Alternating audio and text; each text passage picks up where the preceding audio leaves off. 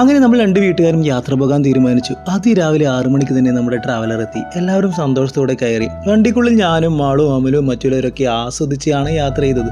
പാട്ടും ഡാൻസും ഒക്കെ ആയിരുന്നു നമ്മുടെ യാത്ര. ഇനി പറയാം, നമ്മളെല്ലാവരും മൂകാംബികയിലേക്കാണ് യാത്ര കേട്ടോ. അമുലുവിന് ആദ്യാക്ഷരം കുറിക്കുവാൻ. അവൻ അക്ഷരലോകത്തേക്ക് പതുക്കെ കാല് വയ്ക്കുന്ന ദിനം. അതൊക്കെ കഴിഞ്ഞ് നമ്മൾ സൗപർണിക നദി കാണാൻ പോയി. കുടജാദ്രി മലയിൽ നിന്ന് ഔഷധ സസ്യങ്ങൾ തഴുകി വരുന്ന ഈ ഔഷധ നദിയിലേക്ക് നമ്മൾ ഇറങ്ങി. അപ്പോഴാണ് നദിയിൽ ഇളകി മറിക്കുന്ന ഒരു പ്രത്യേകതരം മത്സ്യങ്ങളെ കണ്ടത്. കഴിഞ്ഞ ഫെബ്രുവരിയിൽ പത്രത്തിൽ വന്നൊരു വാർത്തയാണ് എനിക്ക് ഓർമ്മ വന്നത്. കെട്ടിടങ്ങളിലെ മാലിന്യങ്ങളും നദിയിലെ വറ്റിയ വരളലും കൊണ്ട് ഈ നദിയിലെ പ്രത്യേക ശുദ്ധജല മത്സ്യമായ ഡോക്കിൻസി എന്നറിയപ്പെടുന്ന ഫിലമെന്റ് ബാർബ് മത്സ്യങ്ങൾ ചത്തടിഞ്ഞ് വംശനാശം സംഭവിക്കാൻ പോയി. പക്ഷേ ഒരു കൂട്ടം പരിസ്ഥിതി സംരക്ഷകർ വീണ്ടും നദിയെ പരിരക്ഷിച്ച് വൃത്തിയാക്കി ഈ രീതിയിൽ തെളിനീർ നിറഞ്ഞൊഴുകുന്ന നദിയാക്കി മാറ്റി. ഇപ്പോൾ മത്സ്യസമ്പത്തും ഉണ്ട്. നദി അടിപൊളിയാണ്. നമ്മുടെ ട്രാവലറിൻ്റെ തേരാളി ഇതിൻ്റെ പോകാനുള്ള വിളി കേട്ടാണ് നമ്മൾ അവിടേക്ക് തിരിച്ചത്. അങ്ങനെ മൂകാംബികയുടെ ടാറ്റ പറഞ്ഞ് നമ്മൾ വീട്ടിലേക്ക് പോയി.